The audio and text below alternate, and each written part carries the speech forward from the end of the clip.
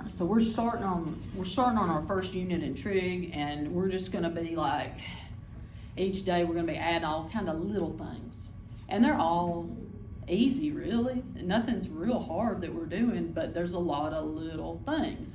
So after a week or so, then you're like, wait a minute, how do we do that? Wait, what is that? You know, so you catch yourself doing that. You just forget the process because there's so many little things that add up. So just, you know, keep that in mind. You might want to flip back and look sometimes. Okay, so we're picking up a lot of the starter stuff today. The first thing being that in trig, they use a lot of the Greek letters to designate the angles. And I guess they do that because they probably use the normal X, Y, Z on the sides, and they just want them to stand out as different. So one that they really like to use is theta. And I'm gonna rewrite that because the font that's typed in, it looks so straight across. Really, theta is more, kind of got a swirly tail hanging down, and it's more loopy, but that font didn't show it well. So I just kind of write them out too. They use theta a lot. So again, just how they name their angles, don't let it bother you. The other one they like is alpha. Of course, that's the fish. It's pretty, you know, their fish is probably better than mine there. Another one they use is beta. Whoops. Beta is a capital B with the tail hanging down there. And every now and then they use this last one, just not as much. Gamma, and again, that's not a good view of that one. It's more like a fish with his face down, turned like that. You just can't see it very well there. So those are the ones they use. Again, theta is the main one. So again, don't let it bother you. In my regular class, sometimes people will be like, oh, that's bothering me. And really, it's just a variable for us. Okay. All right. So now let's look at some of the words they use here, the vocabulary. All right. So talking about angles again. A lot of times they'll show you an arrow is where the motion, how it moved. So you could probably see it better on mine up here, but this began here like at the base or the ground, and it opened up wherever it begins, wherever. It doesn't have to be on the ground. The beginning side is the initial side, and then it opens up and stops at the terminal side. So it could be anywhere. But if they don't show you an arrow or some indication of what happened, you wouldn't know where it started or stopped, okay? So they would have to show you that. In trig, they do a lot because it matters if you're moving that way or the other way. It matters. So that's why they do that. All right, so if they start here on the initial side and they open up, that is what we would call a positive angle. Starts on the ground and opens. If it starts on the ground and opens down, it's a negative, maybe like digging a hole or something. So that would be the negative direction. Again, they'd have to tell you the direction or you wouldn't know, and they will. All right, so that's just something to watch for. All right. There are two ways to measure angles. One of them you know really well, it's all you've known, and the other one you probably hadn't done much with or ever heard of. All right, the one you know really well is you measure it in degrees. That's what you always do. That's the one we're going to focus on first. All right, and then the newer one is radians. You might have done a little bit with it, but that's not typically how our brains think because of how we were taught forever with degrees. So the way I describe this is if I said, let's get a ruler and let's measure our desk right here and see how long it is across here, and you could use inches or you could use centimeters, and neither one's wrong. It's just two different units of measure to do the same thing. That's exactly what this is. You could use degrees to measure, you could use radians to measure it. Neither one's right or wrong, neither one's better than the other. Depends on what they're asking for. They just like you to be real good at switching back and forth or being able to, you know, convert. All right, so we're gonna focus on degrees first. Degrees can be shown two different ways. First way is decimal. So decimal degree would be just a normal, like if it was 25.12 degrees. Typically, yours are whole numbers, but it doesn't have to be. You can measure a little more or a little less. I mean, you can do parts, so it could be 25 point blah blah and just a decimal. All right, the other form is called degrees, minutes, and seconds, DMS. Now that's like their fractional version. It's not a fraction, you're not gonna see a fraction, but just comparatively speaking, that's kind of like their fraction way versus the decimal way. Now, these things we're gonna do on the calculator, that's why I had you get your calculator ready. That's not a by hand thing.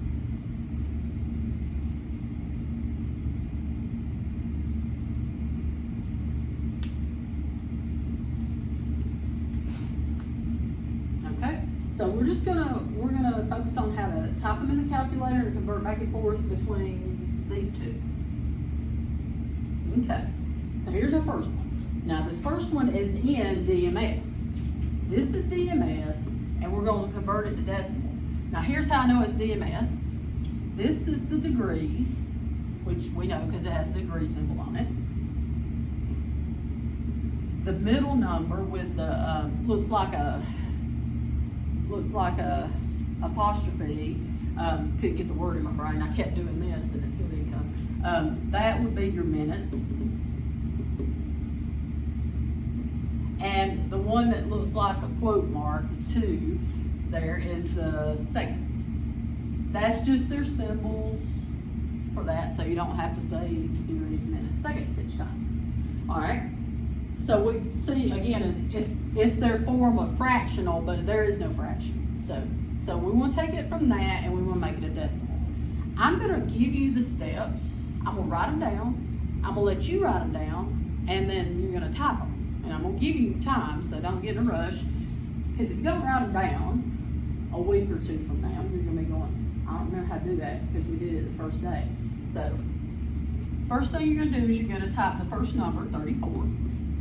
And to get the degree symbol, you would say second, apps, choose one. I'll let you write it.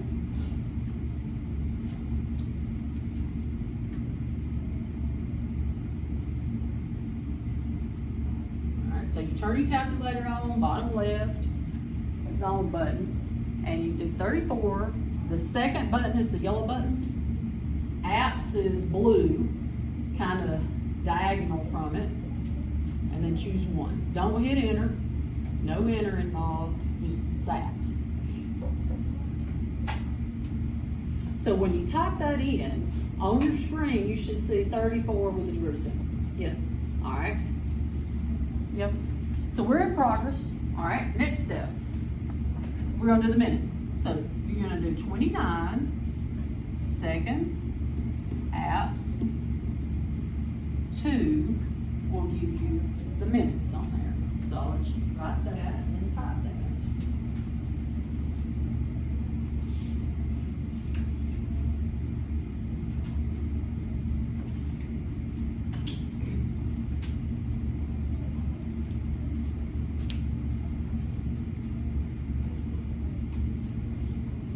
So now you see 34 degrees, 29 with the little apostrophe, the little minute symbol.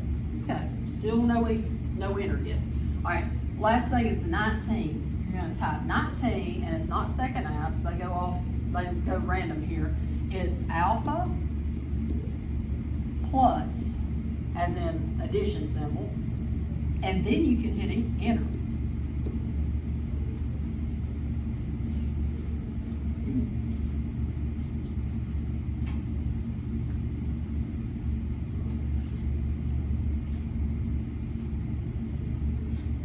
So once you get all that in there and hit enter, you should have a decimal there. All right. We're gonna round to on the notes, I think we did the thousands place. Just randomly thousands. How many places is that? 3. 3, good. All right, so round that to the thousandths.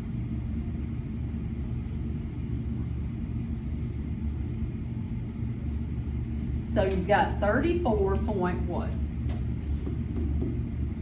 49. Thank you. Good. And that is a degree because it was a degree to begin with, it's still a degree. We just have it in a decimal form of degree. All right? Now, I think on the homework paper, they don't do thousandths, they do hundredths. Just whatever they tell you to do, just round to whatever. But I had in my notes that we were doing this. The most missed thing on these problems is rounding wrong, not paying attention or whatever, and just not rounding right. So just, don't get too big a hurry. All right, so let's take the next one, and this is strictly for you to practice. So this next one, type it in, same process. It's really just getting you to remember.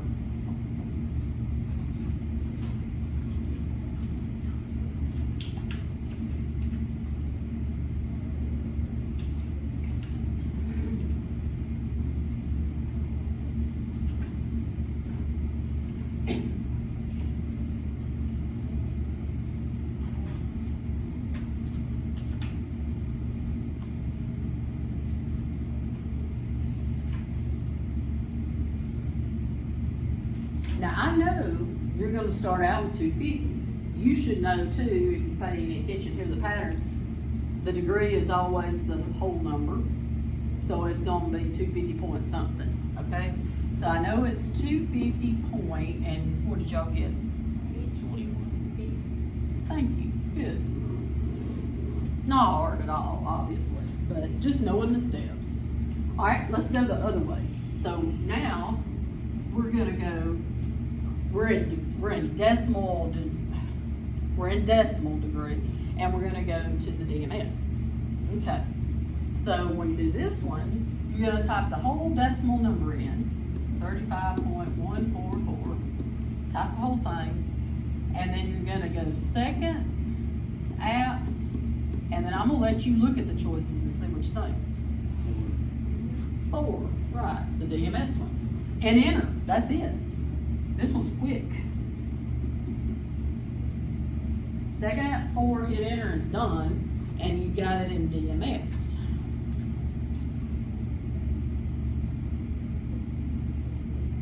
Again, because 35 was my whole, I know that's my degree.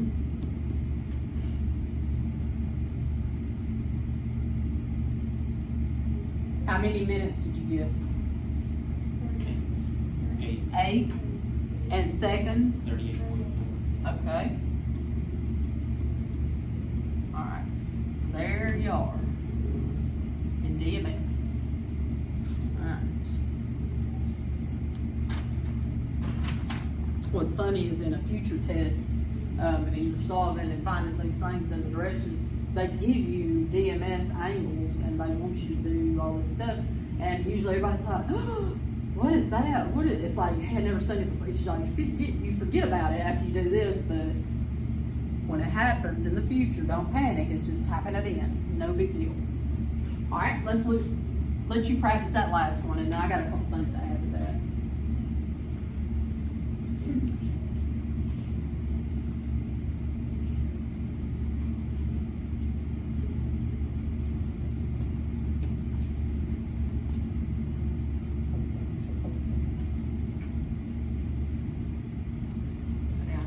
This, I know that. All right, how many minutes? 31. Okay, and how many seconds? 31. Thank you. Very good. Again, I only give you another one to do just because you remember from typing. All right, so my last thing I'm going to do here, and we are going to do another little topic since we're double timing here. We'll talk about that in just a second, but this is like the end of the first. This is what my other class did today, and that's where they stopped. But before I stop you on this, though, let me say this. In our life, most of the time, we are base 10 numbers. Money is base 10, the metric system, anything metric system, up the down staircase, you either multiply by 10, divide by 10, everything is based on that. Doing this, it's not based on base 10. What base do you think it's based on? Think about it just a second. It's easier and more obvious than you think. It's not like 60. Very good. Why? Very good.